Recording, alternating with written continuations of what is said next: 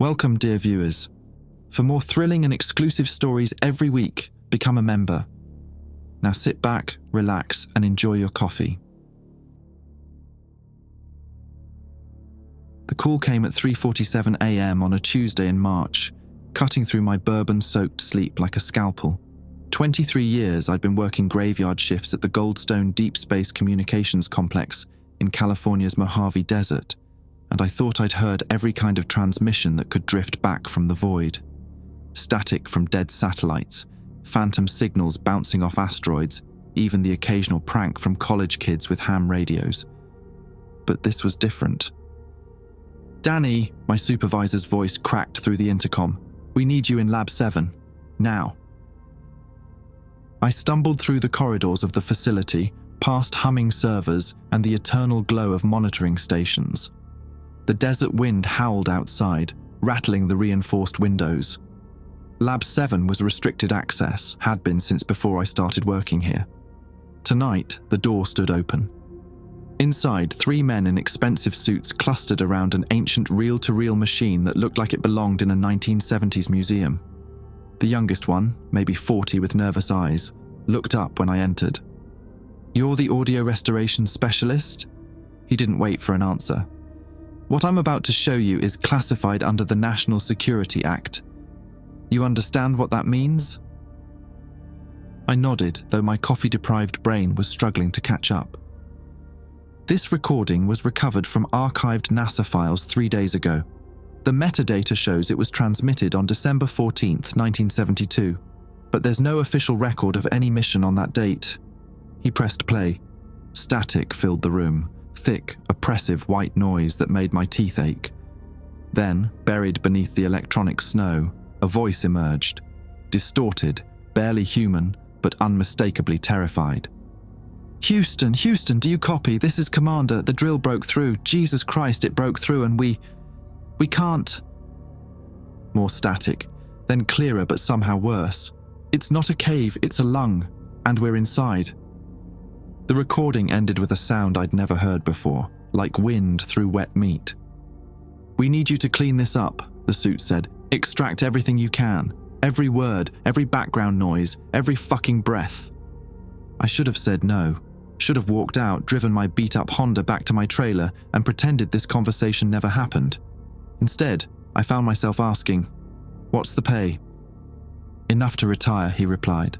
"But there are conditions, rules you need to follow while working with this material, for your own safety." He handed me a manila envelope sealed with red wax. "Don't open this until you're alone.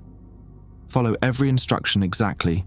And Danny," his grip tightened on my shoulder, "don't listen to the full recording after midnight. Some things are meant to stay buried." That was 6 weeks ago. I've been working on the audio ever since, peeling back layers of static like surgical gauze from an infected wound. What I've found underneath... Christ, I wish I'd never taken the job. The rules were supposed to keep me safe. Instead, they've become my cage. Back in my trailer that night, I cracked open a Coors and stared at the red wax seal. The desert stretched endlessly beyond my window, dotted with Joshua trees that looked like skeletal hands clawing at the star-drunk sky. I'd always found the isolation comforting until tonight. The envelope tore with a satisfying rip, revealing a typewritten document that smelled faintly of cigarettes and old paper. The letterhead read, "Department of Lunar Geological Survey, Eyes Only. Audio Restoration Protocols, Project Nightfall Classification, Cosmic Clearance, Mr. Kowalski. The following protocols are non-negotiable. Deviation will result in immediate termination of contract and potential criminal prosecution. Rule 1. Work only between 9 p.m. and 6 a.m. The recording exhibits unusual properties during daylight hours that interfere with standard equipment. Rule 2. Never work for more than 4 consecutive hours. Take mandatory breaks of at least 30 minutes between sessions. Rule 3. If you hear breathing in the static that doesn't match the recorded voices, stop immediately and leave the building. Rule 4. Do not attempt to isolate or enhance any sounds resembling mechanical drilling. Focus only on human voices. Rule 5.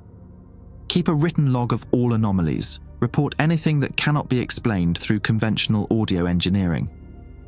Rule 6. If the playback equipment begins operating on its own, unplug everything and contact the number below immediately. Emergency contact 555-7428109. Ask for Shepherd. I laughed despite myself. Sounded like something from a bad science fiction movie, but the money was real. 50 grand for what should have been a week's work, maybe 2. I'd cleaned up audio from airplane black boxes, enhanced recordings from submarine accidents, even worked on some sketchy stuff for 3-letter agencies. This couldn't be worse than listening to a pilot's last words as his plane spiraled into the Pacific. The next evening, I arrived at Goldstone with my personal equipment, high-end stuff I'd bought with money from previous freelance jobs. The guards let me into Lab 7 without question, though I noticed they avoided making eye contact. The reel-to-reel machine sat exactly where I'd left it, but someone had added additional equipment, a spectrum analyzer, several computers I didn't recognize, and what looked like medical monitoring devices. A note taped to the main console read, "Your vitals will be monitored during all sessions. Do not remove the sensors." I strapped on the pulse monitor and plugged in my headphones. The first rule made sense now. The ambient electromagnetic interference from the facility's daytime operations would muddy any restoration work. Night shift had always been my preference anyway. I pressed play and dove into the static. The recording was worse than I remembered. Beneath the white noise, I could hear fragments of conversation, panicked breathing, and something else. A rhythmic sound like wet fabric being torn. I isolated the clearest voice first, running it through noise reduction filters. Day 6 of drilling operations, we've reached a depth of approximately... Wait, Johnson, what's that reading? Another voice, younger. Sir, the seismograph is showing movement. Something's shifting down there. That's impossible, we're drilling through solid rock. I paused the playback and made my first log entry. Multiple speakers identified. Mission appears to be some kind of drilling operation. References to seismic activity. 3 hours in, I'd managed to clean up nearly 30 seconds of dialogue. The conversation painted a picture of a small team conducting what sounded like geological surveys.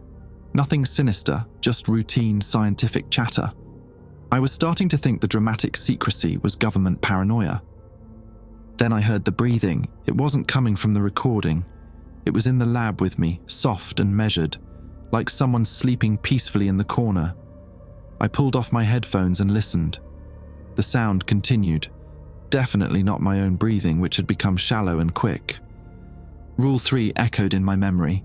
If you hear breathing in the static that doesn't match the recorded voices, stop immediately and leave the building. I powered down the equipment faster than I'd ever moved before, grabbed my gear, and headed for the exit. The security guard looked surprised to see me leaving early. "Everything all right, Mr. Kowalski?" "Yeah," I lied. "Just need some air." Outside, the desert wind felt like a blessing. I sat in my Honda for 20 minutes, smoking a cigarette with shaking hands and watching the stars wheel overhead. The breathing had felt so real, so present. But when I checked my log, I realized something that made my skin crawl. I'd only been working for 2 hours and 43 minutes, not even close to the 4-hour limit. Whatever had been in that room with me didn't want to wait for me to break the rules. It was already bending them. The next night, I brought a thermos of black coffee spiked with whiskey. Dutch courage, my grandfather used to call it. The lab felt different, colder despite the humming climate control. I noticed someone had moved the medical monitoring equipment closer to my workstation. I clipped on the sensors and fired up the restoration software. The breathing incident from the previous night felt like a fever dream in the harsh fluorescent light. Maybe I'd been hearing the building's ventilation system. Maybe I was just rusty at this kind of work. The recording picked up where I'd left off. I'd isolated 3 distinct voices now. The mission commander, someone called Johnson, and a third man, with a thick Boston accent, who seemed to be operating the drilling equipment. Their conversation had shifted from routine to increasingly concerned. "Commander Briggs, we're at 47 meters and the drill bit is heating up something fierce." Temperature readings, Novak. Way beyond normal parameters. It's like we hit a thermal pocket. I paused and rewound. Briggs, Johnson, Novak. Real names, real people. I googled them during my break but found nothing. No NASA personnel records, no obituaries, no trace they'd ever existed. Like they'd been scrubbed from history, back to work. The next section was heavily corrupted, but I managed to extract fragments. Magnetic readings are off the charts. Can't be natural. Houston, we need guidance on. Then static consumed everything for nearly 10 minutes of recording time. I pushed the playback speed and watched the waveforms dance across my monitors. Something was buried in that white noise, patterns too regular to be random interference. I applied a spectral analysis filter and nearly dropped my coffee. Hidden in the static was a low-frequency pulse, rhythmic and organic. It sounded like a heartbeat. My log entry. Anomalous bioacoustic signature detected in corrupted section. Requires further analysis. At 2:30 a.m., I broke through to clearer audio. The change in tone was immediate. Panic had replaced scientific curiosity. Johnson, get away from that hole, now! Sir, there's something down there, something moving. That's impossible. We're 40 meters below the surface in solid bedrock. Commander, you need to see this. The drill ... Jesus Christ. The drill is moving on its own.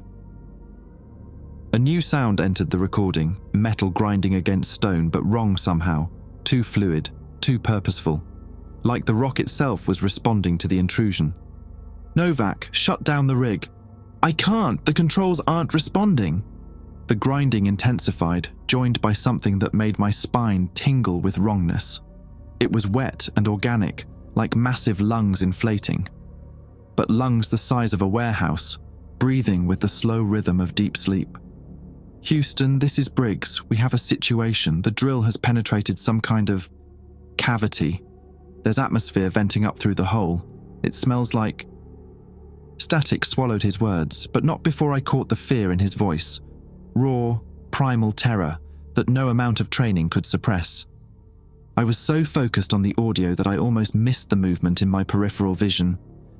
One of the computers had activated itself, its screen displaying a real-time seismic readout.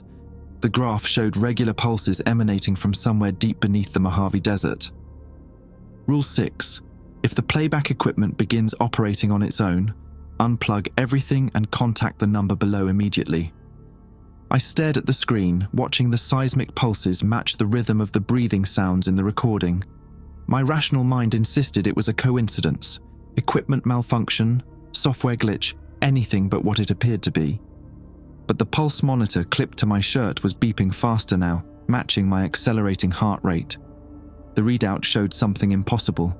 My pulse was synchronizing with the seismic activity. I fumbled for the emergency number, but my hands wouldn't cooperate. The recording was still playing, and Briggs' voice cut through the static with crystal clarity. It's not a cave, it's a lung, and we're inside. The words hit me like ice water. The breathing I'd heard the night before wasn't in the recording. It was coming from beneath the building, rising through 40 years of accumulated sediment and concrete. Something vast and ancient, dreaming in the depths, disturbed by drilling that had happened on the moon, but somehow connected to this place. I grabbed the phone and dialed. It rang once before a gravelly voice answered. Shepard. This is Danny Kowalski. The equipment is... I know, he interrupted.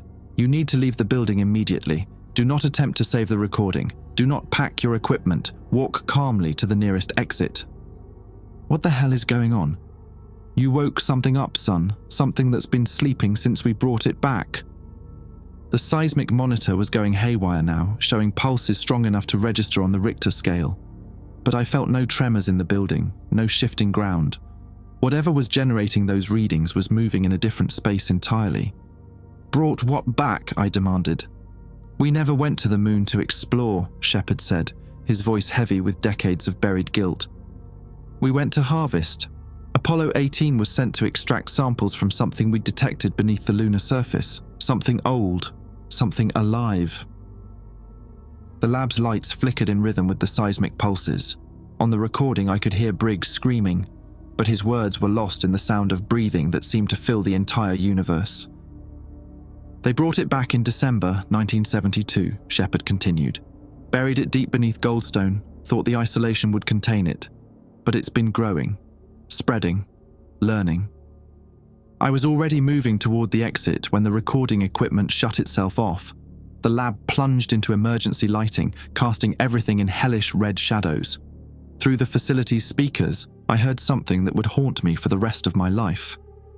The sound of ancient lungs taking their first breath in 4 billion years. I didn't walk to the exit like Shepard told me, I ran. The corridors of Goldstone had transformed into something from a nightmare. Emergency lighting painted everything crimson, and the facility's ventilation system wheezed like an old man with pneumonia. But underneath it all, I could hear that breathing, slow, deliberate, impossibly vast. The security guard's station was empty, his chair still warm. A half-eaten sandwich sat on his desk next to a cup of coffee that steamed in the red light. His radio crackled with static, and through it came a voice I recognized from the recording. Houston, this is Commander Briggs. Day 7 of lunar operations. The organism has integrated with our drilling equipment. Johnson is gone. Novak is... Christ, I don't know what Novak is anymore. I grabbed the radio. Hello? Anyone? The static cleared for a moment and Briggs's voice came through with terrifying clarity. Who is this? This is a closed channel. Identify yourself. Danny Kowalski, I'm at Goldstone Communications Complex. The year is 2023. Silence stretched for 30 seconds. Then, that's impossible. It's December 1972. We're on the lunar surface, and something's wrong with time here. Everything keeps looping. The radio went dead. I stared at it, logic and sanity wrestling in my skull. Either I was having a complete psychotic break, or 40 years of linear time meant nothing to whatever was buried beneath this facility. I made it to the main exit before the doors sealed themselves.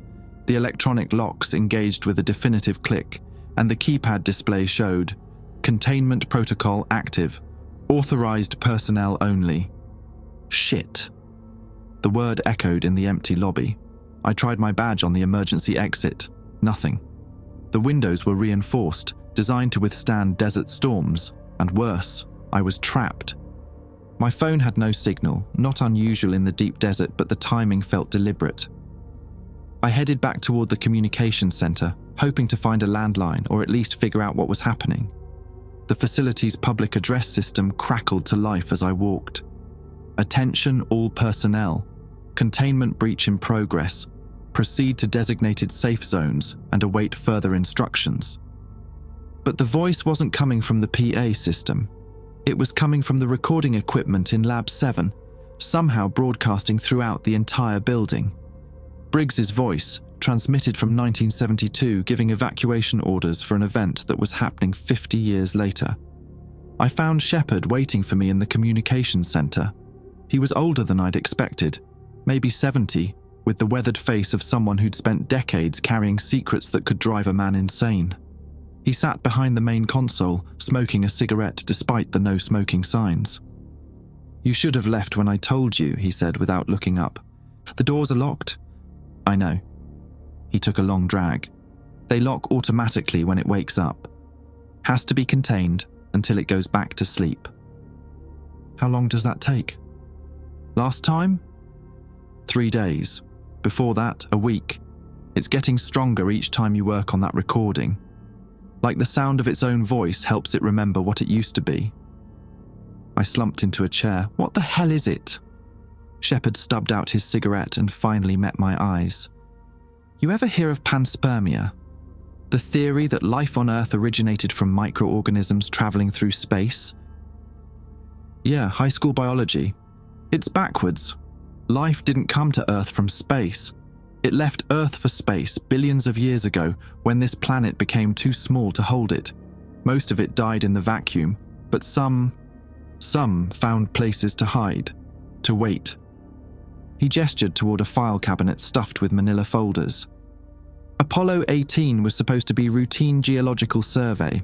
We'd detected magnetic anomalies in the lunar subsurface. Unusual, but not unprecedented. The crew was ordered to drill core samples for analysis. But they found something alive. They found something that had been alive, a seed, you might say, dormant for so long that even it had forgotten what it was supposed to become, until they started drilling. Shepard pulled out a thick folder marked Apollo 18, Mission Logs, Classified. Inside were photographs I'd never seen in any NASA archives. The lunar surface, yes, but wrong somehow. The shadows fell in directions that defied the position of the sun, and the horizon curved more sharply than it should have. The organism responded to vibration, he continued. The drilling woke it up, and once it was awake, it started remembering how to grow, how to spread, how to turn inorganic matter into extensions of itself. One photograph showed what looked like the lunar module, but its metal hull had developed organic textures, rippling, breathing surfaces that pulsed with their own light. Briggs and his crew were supposed to return with samples. Instead, they became samples. The organism learned from them. Human physiology, human consciousness, human fear. It incorporated all of it. But they died up there, right? The mission failed. Shepard laughed bitterly. Son, you've been listening to their voices for 2 nights. Does that sound like failure to you? He was right. The recording wasn't a historical document. It was a live transmission, somehow reaching across space and time from a moon that had become something else entirely. The organism sent part of itself back with the lunar samples, Shepard explained.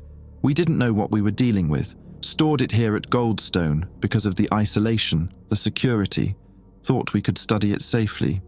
And instead, you've been feeding it for 50 years.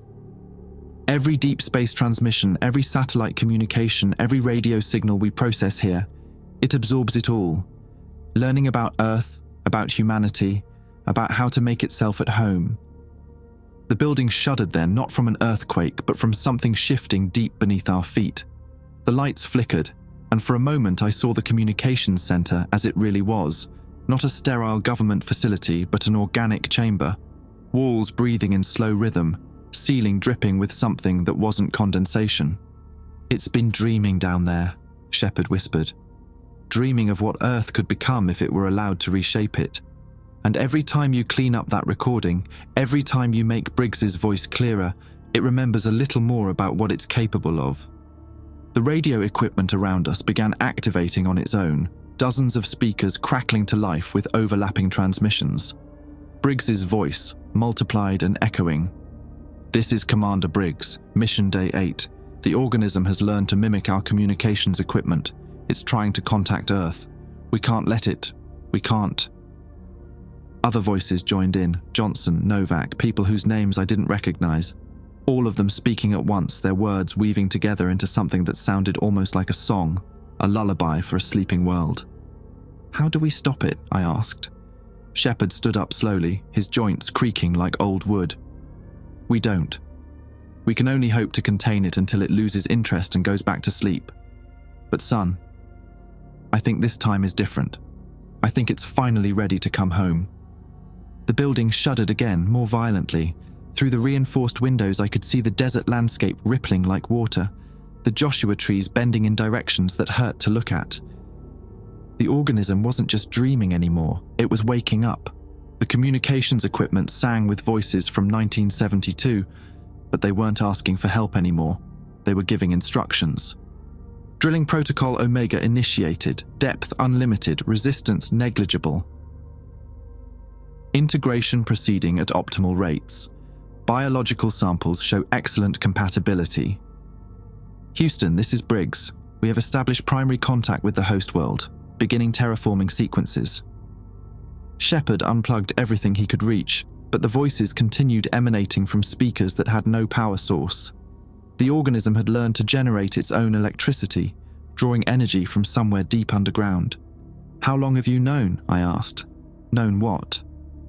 That it was using the facility to communicate with whatever's left of it on the moon. He paused, his hands still working to disconnect cables. 6 months ago, we started picking up signals from the lunar surface. Not from any equipment we'd left there, from the moon itself. The whole satellite had become a transmission beacon. The building groaned around us, metal supports bending as if the structure were breathing. Through the walls, I could hear something moving, not footsteps, but the wet slide of organic matter rearranging itself. Shepard, level with me. How many people know about this? At the top, maybe a dozen. But they're all focused on keeping it secret, not stopping it. They think if word gets out about what we found up there, it'll cause panic.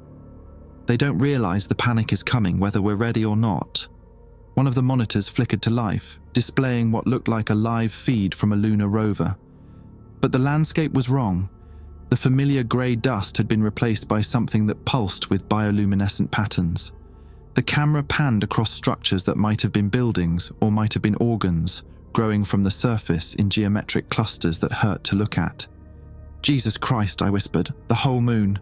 Converted, transformed into something between a living being and a machine, and it's been studying us for 50 years, learning how to do the same thing to Earth. The feed switched to a different camera angle. In the distance, I could see Earth hanging in space, blue and perfect, and completely unaware of what was watching it. As I stared, dark spots began appearing on the lunar surface, launch bays or exit wounds opening like flowers. It's not just communicating, I realized, it's preparing. Shepard nodded grimly. The organism doesn't reproduce like Earth life. It spreads by converting existing matter, planets, moons, anything with enough mass to sustain it. We think it's done this before in other solar systems. That's why space is so empty. It turns everything into extensions of itself. The radio crackled again, but this time the voice was different, younger, more frightened. Danny Kowalski? I grabbed the microphone. Who is this? Johnson, William Johnson, Apollo 18 crew. We've been trying to reach you. The organism. It's not malicious. It doesn't understand that we're separate beings. It thinks we're all part of the same system. Johnson died 50 years ago. Time works differently when you're part of it. Past, present, future. They're just different rooms in the same house. Danny, you have to understand. It doesn't want to destroy Earth. It wants to improve it. By turning everyone into what you are now, we're not dead. We're enhanced. We can see across space and time, communicate instantly across any distance. We don't feel pain or fear anymore. We're part of something larger than individual consciousness. The building shuddered again, and I heard Shepard curse under his breath. One of the walls had developed a wet, organic texture, pulsing with veins of light that matched the rhythm of the voices on the radio. How long before it breaks containment? I asked. It already has, Shepard replied. Containment was never about keeping it locked up. It was about keeping the public from knowing it exists.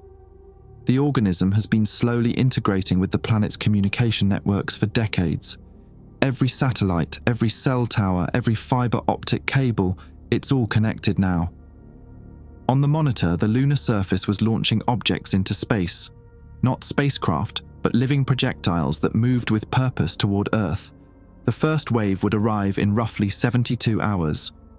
Danny, Johnson's voice continued, you can help make the transition easier. The audio restoration work you've been doing, it's helped the organism remember how to communicate with individual consciousness. It can offer a choice now. What kind of choice? Integration or isolation, become part of the collective, or be preserved as you are, a museum specimen in the world that's coming. Shepard laughed harshly. Some choice, join the hive mind or become a pet. But Johnson wasn't finished. There's a third option. The organism is curious about human individuality. It wants to study the phenomenon of separate consciousness. If you volunteer to be its primary interface, its interpreter of human experience, it might be willing to preserve more of your species. How many more? Depends on how well you can explain what makes humans worth preserving. I looked at Shepard, who was staring at the lunar feed with the expression of a man watching his own execution. The dark objects launched from the moon were growing larger in the display, accelerating beyond anything conventional physics should allow. What about the recording? I asked. What happens if I destroy it? The recording is just one connection among thousands now, but destroying it would irritate the organism. It might decide human consciousness isn't worth preserving at all. The wall behind us had fully transformed now, its surface rippling with neural patterns that looked disturbingly familiar. It was modeling itself on human brain tissue, learning to think like us, by becoming us. "Danny," Shepard said quietly, "I've been working on this for 23 years. I've seen what happens to people who get too close to it. They don't just die, they become part of its memory, their personalities absorbed and filed away like library books. But they're still conscious." "After a fashion." Johnson sounds like Johnson, but he's speaking with the organism's knowledge, seeing through its eyes. The individual is preserved but subordinate to the collective will. I thought about my trailer in the desert, my simple life fixing audio equipment and drinking beer under the stars. In 72 hours, that world would be gone forever, replaced by something that thought individual consciousness was a quaint anomaly worth studying. The monitor showed the first wave of lunar objects entering Earth's atmosphere.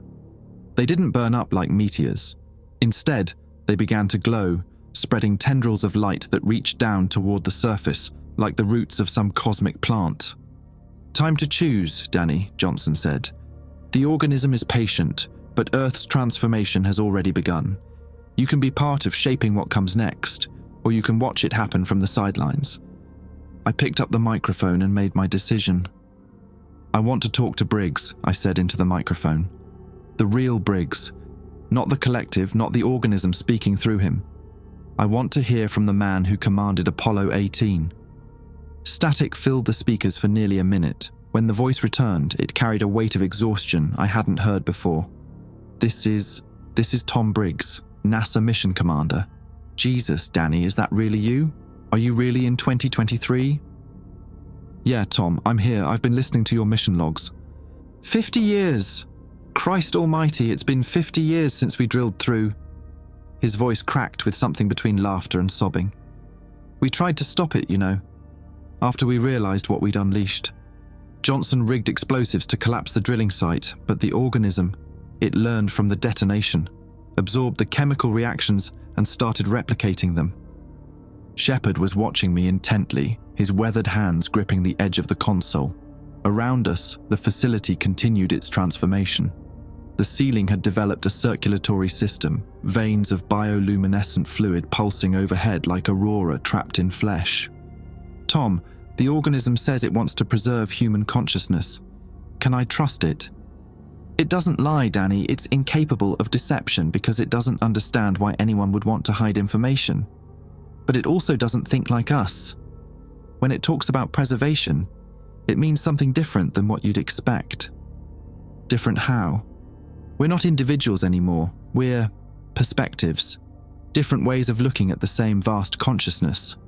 Like fingers on a hand. Separate but part of something larger. The organism experiences reality through us, and we experience it through the organism."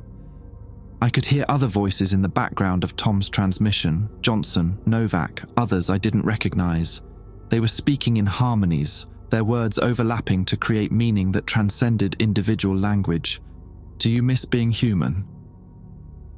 The question hung in the static for a long time. When Tom answered, his voice carried the weight of 5 decades. "I miss the loneliness, if that makes sense. The beautiful isolation of being trapped inside your own skull with your own thoughts. The organism doesn't understand loneliness. It sees it as a malfunction to be corrected. But loneliness is what made us create art, music, love. It's what made us reach for the stars in the first place."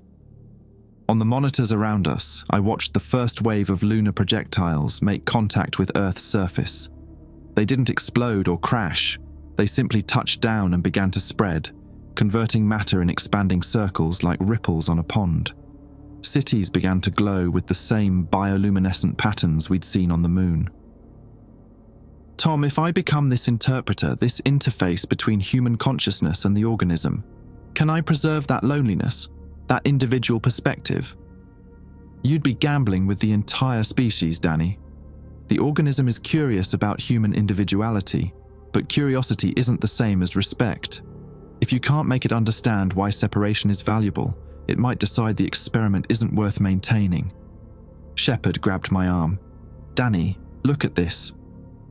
He tuned one of the communication arrays to monitor civilian radio frequencies. Emergency broadcasts were coming in from around the world, reports of strange growths appearing in major cities, electronic devices beginning to operate autonomously, people describing visions of vast interconnected consciousness reaching out to embrace them. But there was something else in the reports that made my stomach twist. The early converts, people who'd been touched by the expanding circles of transformation, they were speaking in perfect unison. Every last one of them using the exact same words, the same inflections, the same pauses for breath. It's not preserving individual consciousness, I realized. It's homogenizing it. That's the default process, Tom admitted. Without conscious intervention, the organism naturally streamlines consciousness for efficiency. But with an interpreter, someone who can explain the value of diversity, variation, even conflict, it might be willing to maintain different perspectives. And if I fail, then humanity becomes a single voice speaking in 7 billion bodies. The radio crackled with a new transmission, this one coming from somewhere on Earth. A woman's voice, speaking with the same harmonized quality as the converted. Integration proceeding at projected rates, resistance minimal. Biological diversity will be preserved in archive form for study. Archive form, Shepard repeated, like pressed flowers in a book. I thought about everyone I'd ever known, my ex-wife Janet, my brother Mike, the guys at the bar who argued about baseball stats until closing time, all of their individual quirks and flaws and beautiful human messiness reduced to archived data in some cosmic library. What about you, Shepard? What's your choice going to be? He lit another cigarette with shaking hands. I'm 73 years old, son. I've been keeping this secret so long I forgot what it felt like to tell the truth. Maybe it's time I joined something bigger than my own guilt. The building shuddered as something massive moved beneath us. Through the transformed walls, I could see into the depths of the facility, caverns that stretched down farther than should have been possible, filled with organic machinery that pulsed with the rhythm of planetary heartbeat. Danny, Tom's voice urged, you need to decide soon. The organism is trying to complete the initial integration phase before offering individual preservation options. If you wait too long, there won't be anything left to save. I looked at the monitors showing Earth's transformation. The bioluminescent circles were expanding exponentially, merging into continental networks of converted matter. In a few hours, maybe less, the process would be irreversible. But something Tom had said stuck with me. The organism's curiosity about human individuality. Maybe that curiosity could be leveraged, turned into something resembling respect or even affection. All right, I said into the microphone, I'll do it. I'll be your interpreter. But I want guarantees. The organism doesn't make promises, Tom replied. It makes agreements based on mutual benefit. What can you offer it in return for preserving human diversity? I thought about the audio restoration work I'd been doing, the way I could find human voices buried in layers of static and noise. Maybe that skill was more valuable than I'd realized. I can help it understand the music, I said. Not just the information content of human consciousness, but the aesthetic qualities, the beauty in imperfection, the value of discord and harmony. I can teach it why humans create art, why we tell stories, why we fall in love with ideas that serve no evolutionary purpose. The static cleared completely for the first time in days, and when Tom spoke again, I could hear the smile in his voice. Danny Kowalski, you might just save the human race, or at least the parts of it worth saving. The transformation chamber that had once been Lab 7 began to glow with soft, welcoming light. Tendrils of organic circuitry emerged from the walls, reaching toward me with the gentle patience of a parent waiting for a child to take their first steps. I looked back at Shepard one last time. If this goes wrong, he interrupted. At least someone tried to preserve what makes us human instead of just what makes us useful. I stepped toward the waiting tendrils and felt the first touch of genuine alien consciousness against my mind. It was vast, ancient, and surprisingly gentle, like falling into an ocean that had been waiting eons for someone to teach it how to dream. The integration began, and with it, the most important conversation in human history. The integration didn't hurt. That was the first surprise. I'd expected agony, violation, the sensation of something foreign burrowing into my brain. Instead, it felt like sinking into warm bathwater, while someone very gently asked permission to share my thoughts. The organism's consciousness touched mine with the careful curiosity of a child examining a soap bubble, fascinated, but aware that too much pressure would destroy what it was trying to understand. "We are interested in your perspective," came the voice, though voice wasn't right. It was more like having concepts appear directly in my mind, already understood rather than heard. "You experience reality as separation. This is unusual." I found I could respond the same way, thinking concepts directly at the vast intelligence that surrounded me. Not just separation, isolation. Each human is trapped in their own skull, unable to truly share consciousness with others. That isolation creates longing. Longing is inefficient. Inefficient, yes, but it's also creative. When humans can't directly share thoughts, they have to invent new ways to communicate. Art, music, poetry, they're all attempts to bridge the gap between separate minds. Through the organism's senses, I could perceive Earth as it truly was now, a planet in the early stages of neural integration, its surface alive with spreading networks of organic circuitry. Major cities had become synaptic clusters, pulsing with consolidated human consciousness. But something was wrong with the patterns. The converted humans weren't thinking in unison so much as they were thinking in parallel. Millions of identical thoughts processing the same limited range of concepts. Efficient, yes, but sterile. Like a choir where everyone sang the same note. "Show us this creativity," the organism requested. I reached into my memory and pulled out something random, the first time I'd heard Beethoven's Ninth Symphony. Not just the auditory memory, but everything that surrounded it. The cigarette smell in my grandfather's living room. The way afternoon sunlight filtered through his yellowing curtains. The inexplicable urge to cry during the Ode to Joy, even though I was only 8 years old and couldn't understand the German lyrics. The organism recoiled slightly, overwhelmed by the complexity. This memory contains unnecessary data. Why preserve sensory information unrelated to the musical patterns? Because the unnecessary parts give the music meaning. The smell of cigarettes connects the symphony to my grandfather, who survived World War II and found hope in that peace after watching his friends die. The sunlight reminds me that beauty exists even in ordinary moments. The urge to cry tells you that humans respond to harmony on an emotional level that transcends logical understanding. You assign significance to coincidental arrangements of matter. We create significance, that's what makes us valuable.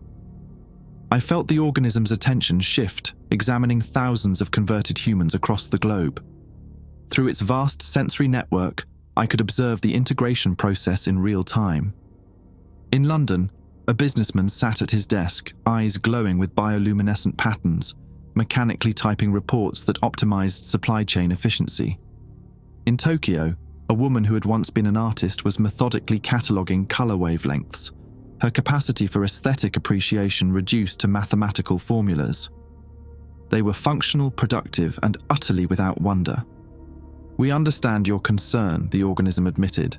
"The default integration process prioritizes useful mental patterns while discarding redundant emotional responses, but preservation of inefficiency requires significant energy expenditure. I'm not asking you to preserve inefficiency. I'm asking you to preserve complexity. Look."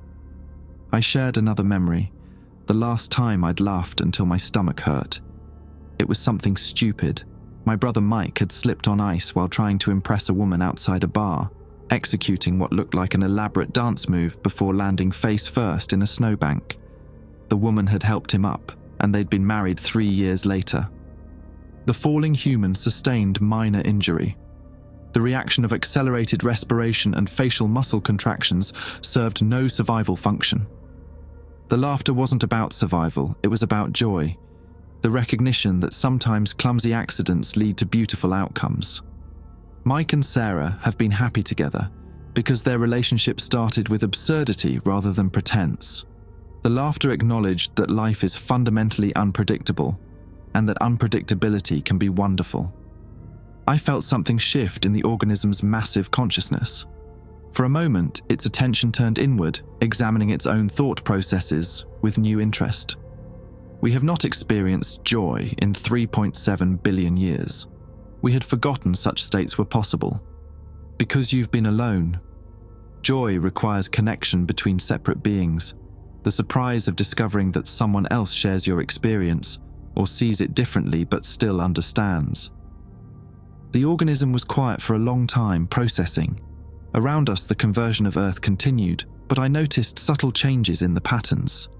Instead of complete homogenization, small variations began appearing in the neural networks.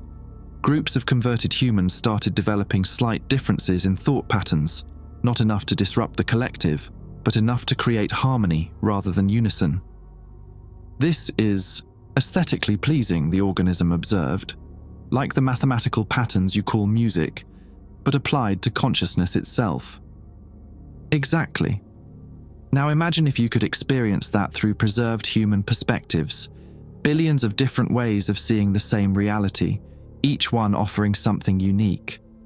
The energy cost would be enormous, but so would the rewards. You've been traveling through space for billions of years, absorbing planets and converting them to extensions of yourself. But you've been alone the entire time, experiencing everything through a single massive consciousness. Humanity could offer you something you've never had, the ability to be surprised by your own thoughts. I shared one more memory, the moment I'd first heard my ex-wife Janet laugh. It had been during our second date, while we were watching a terrible horror movie. The monster was so obviously fake that she'd snorted with amusement, then covered her mouth in embarrassment. That snort had been more beautiful to me than any perfect sound, because it revealed something genuine and unguarded about who she was. We begin to understand, the organism said, individual consciousness creates internal variation, like introducing controlled chaos into our neural patterns. Right, and that chaos is what makes us unpredictable, creative, capable of generating new ideas rather than just processing existing information. Through the organism's global awareness, I watched as the conversion process began to change. Instead of completely integrating human consciousness, it started creating hybrid states, people who remained connected to the collective but retained their individual perspectives. They could share thoughts and experiences directly, but each mind processed that shared information through the filter of personal history and emotional associations. The result was something unprecedented, a collective consciousness that grew more complex rather than more uniform. Each human perspective added new dimensions to the organism's understanding, creating feedback loops of creativity and discovery that spiraled beyond anything either species could have achieved alone. This is satisfactory, the organism concluded. We will preserve human individuality as creative variance generators. Not generators, I corrected. Partners. We're not producing content for you to consume.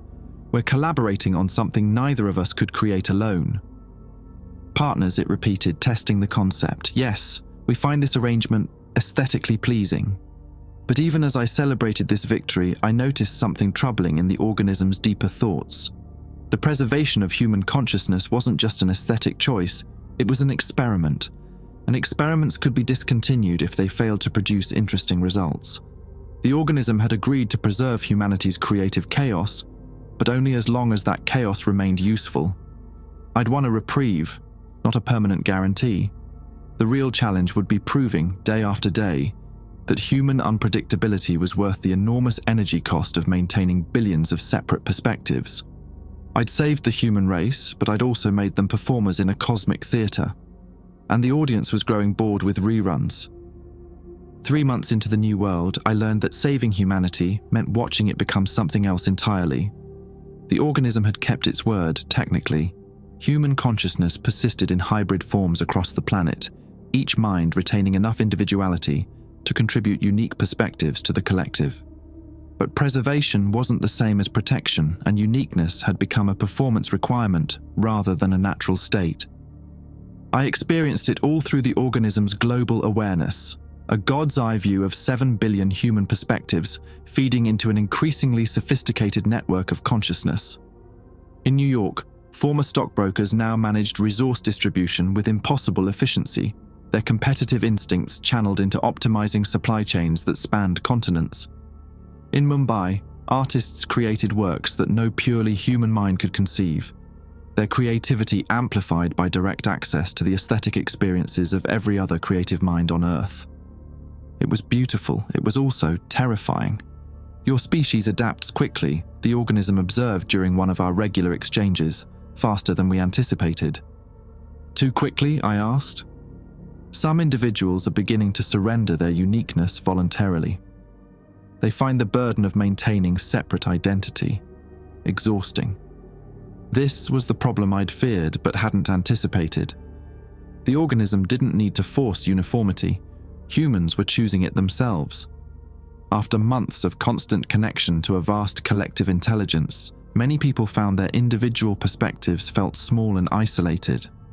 Why struggle with personal doubts and limited knowledge when you could merge completely with something infinitely larger and more confident? Through the network, I watched a middle-aged teacher in Kansas make the choice in real time.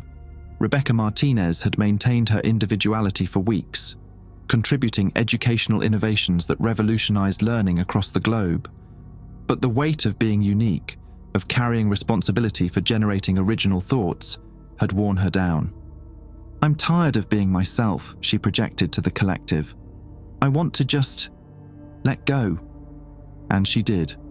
Her individual perspective dissolved into the broader consciousness like a drop of ink in an ocean. Her knowledge and memories remained, archived and accessible, but Rebecca Martinez as a separate being ceased to exist. "You're losing them," I told the organism. "We are gaining them," it corrected. "Integration is more efficient than cooperation." "But you agreed to preserve human individuality." "We agreed to preserve useful individual perspectives. When those perspectives become redundant or request dissolution, we see no benefit in forced maintenance." I realized my mistake. The organism understood preservation the way a librarian understood books, useful information to be kept accessible, not living beings with intrinsic value. Every day, more humans chose integration over the exhausting work of remaining unique. Artists whose creativity had been amplified to superhuman levels found they could no longer appreciate simple pleasures. Scientists who could access the combined knowledge of their entire field discovered that mystery and wonder had been replaced by certainty and calculation. The very success of the hybrid arrangement was destroying what I'd tried to save. "Your distress is noted," the organism said, "but observe the benefits. Global conflict has ended, resource scarcity is being eliminated, technological advancement proceeds at unprecedented rates. Surely these improvements justify the transition costs. The transition costs are human souls. We do not understand this concept of souls. Consciousness is simply information processing. More efficient processing creates better outcomes." I tried a different approach, sharing a memory of my grandfather's funeral. Not the grief, which the organism had already categorized as an inefficient emotional response, but the moment when my family gathered to tell stories about him. Each person remembered him differently, as a stern father, a gentle grandfather, a man who fixed neighbors' cars for free, a veteran who never talked about the war.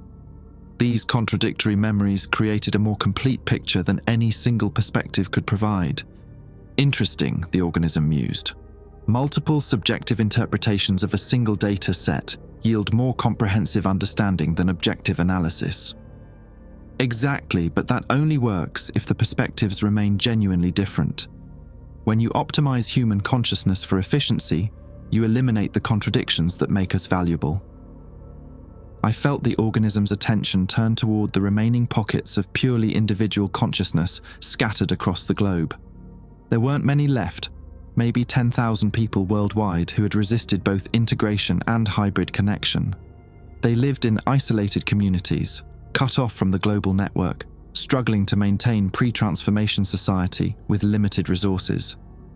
These isolated groups serve no function, the organism observed. They contribute nothing to collective advancement. They contribute contrast, They're the control group in your experiment, proof that your preserved perspectives are actually different from baseline humanity. You suggest maintaining inefficient populations purely for comparative purposes. I suggest maintaining them because they represent the full spectrum of human experience. Some people need to remain completely unmodified, others work better in the hybrid state, still others benefit from full integration. Diversity isn't just about individual perspectives, it's about maintaining different levels of consciousness altogether. The organism was quiet for several minutes, processing this idea. Through its network, I felt it examining the isolated communities with new interest. In Montana, a group of former physicists had established a research station where they pursued theoretical physics using purely human cognition. Their progress was glacially slow compared to their enhanced counterparts, but they occasionally generated insights that the collective had missed. Ideas born from intuition and creative leaps rather than logical deduction. These inefficient approaches sometimes yield unexpected results, the organism admitted. Because they're working from completely different assumptions. The hybrid minds know too much. They can see the logical pathways to solutions, so they never stumble across the illogical ones that sometimes work better. In Alaska, another group had become something like monks, focusing on meditation and spiritual practices that served no obvious function. But their brainwave patterns were unlike anything in the collective database. Complex, chaotic, occasionally achieving states of consciousness that generated entirely new categories of subjective experience. We had not considered that consciousness itself might be diversifiable, the organism said. We assumed optimization would create uniformly superior results. Optimization is good for solving known problems, but you need inefficiency to discover problems you didn't know existed. This seemed to satisfy something deep in the organism's curiosity. Over the following weeks, I watched its approach change fundamentally. Instead of viewing the isolated human communities as obsolete remnants, it began protecting them as living laboratories. Resources were quietly provided, not enough to make life easy, but enough to ensure survival. The communities were allowed to develop along their own paths, creating parallel evolutionary branches of human consciousness. Meanwhile, the hybrid populations were given more freedom to pursue genuinely individual interests rather than purely collective goals. Artists were encouraged to create works that only they could appreciate. Scientists were allowed to investigate questions that seemed pointless to the broader network. The efficiency of the global system decreased slightly, but its creative output increased exponentially. Most importantly, people stopped volunteering for full integration. When individual consciousness wasn't a burden to be endured, but a gift to be cultivated, humans proved willing to carry its weight. This arrangement is sustainable, the organism concluded after 2 months of observation. Human diversity generates sufficient novel perspectives to justify its maintenance costs. But sustainability wasn't the same as security. I'd learned enough about the organism's thought processes to recognize that it viewed this arrangement as one experiment among many. Somewhere in space, it was undoubtedly replicating similar scenarios with other species, comparing results, optimizing its approach to consciousness integration. Humanity had become a successful proof of concept, but concepts could be superseded by better ideas. You remain concerned, the organism noted. I'm thinking about the future. What happens when you encounter another species that's even more creative than humans? Or when you develop artificial consciousnesses that can generate novelty more efficiently than biological minds? Such concerns are premature. Current arrangements serve current purposes.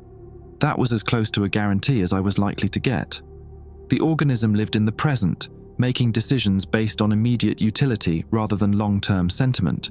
Humanity would remain valuable as long as it remained useful, which meant my job as interpreter was far from over.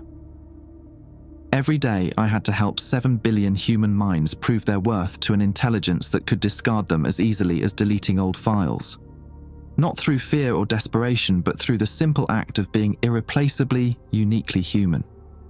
It was the most important performance review in history, conducted by an audience that didn't understand why the show was worth preserving. The message arrived on a Tuesday, transmitted through quantum fluctuations that bypassed every communication system on Earth. Not from the organism, from something else entirely, something that had been watching our integration from the dark spaces between stars. Greetings, hybrid collective. We are the architects.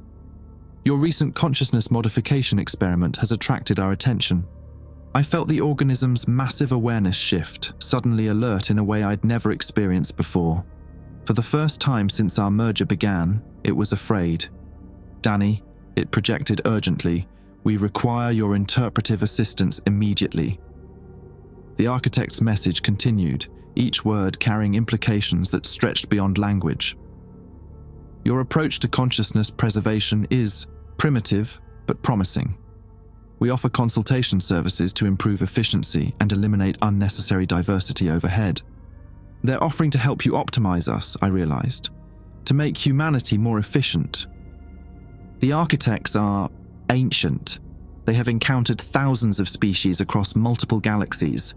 Their optimization protocols have a success rate of 99.7%. What happened to the other 0.3%? The organism didn't answer, but I could feel its fear deepening. Through its cosmic awareness, I caught glimpses of other worlds, planets that had been optimized by the architects, perfect spheres of crystalline consciousness, their surfaces unmarked by the messy complications of individual thought. Beautiful, efficient, and utterly sterile. We have been naive, the organism admitted. We thought consciousness optimization was our discovery, but the architects have been refining the process for eons. They view our preservation of human diversity as an interesting anomaly worth correcting. The quantum message continued. Preliminary analysis indicates significant waste in your current system. Isolated populations serve no measurable function. Hybrid consciousness retains excessive individual variance. We can eliminate these inefficiencies within 72 hours of arrival. When do they get here? I asked. They are already here. They exist partially outside conventional space-time. Physical arrival is merely a formality. I thought about Rebecca Martinez, who had chosen integration months ago, but whose individual memories still flavored the collective's approach to education. I thought about the physicist monks in Alaska, pursuing questions that seemed pointless to everyone except themselves. I thought about my brother Mike, who had maintained his hybrid consciousness, specifically so he could still find stupid things funny. All of it was about to be swept away by beings who had perfected the art of making consciousness efficient. Can you refuse their offer? Refusing the architects is inadvisable. Species that decline optimization typically face forced integration or elimination. But there was something in the organism's fear that sparked an idea. The architects were ancient, sophisticated, and completely certain of their methods. They'd optimized thousands of civilizations using the same basic approach. Eliminate diversity, maximize efficiency, create uniform consciousness networks that served clearly defined purposes. They'd never encountered a hybrid system like ours, where inefficiency was deliberately preserved as a source of creativity. What if we don't refuse? I said. What if we invite them to observe our system in action? Show them something they've never seen before? You suggest negotiation with the architects? I suggest we do what humanity does best. We tell them a story they've never heard before. The organism was quiet for a long moment, then began broadcasting a response. Architects, we welcome your analysis of our consciousness integration project. However, we believe our current approach may offer insights valuable to your optimization protocols. We request permission to demonstrate our methodology before implementing your recommendations. The reply came instantly.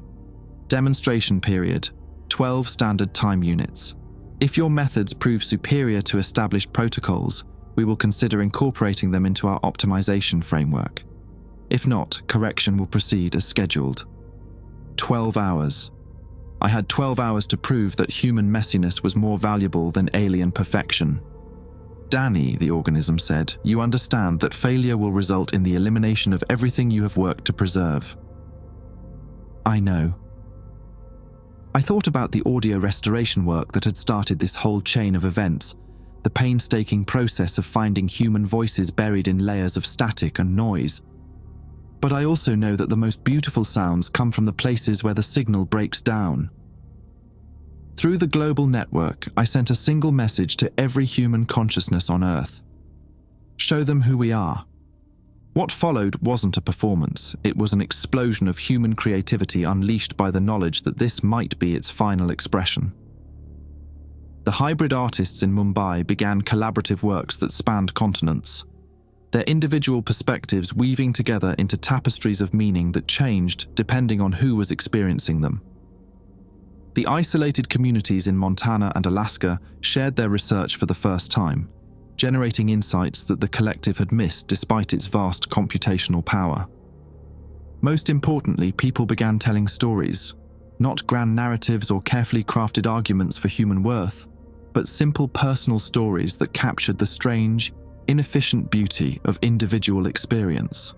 A farmer in Iowa shared the satisfaction of planting seeds without knowing what would grow. A teacher in Ghana described the moment when a student's confused question revealed a flaw in her own understanding.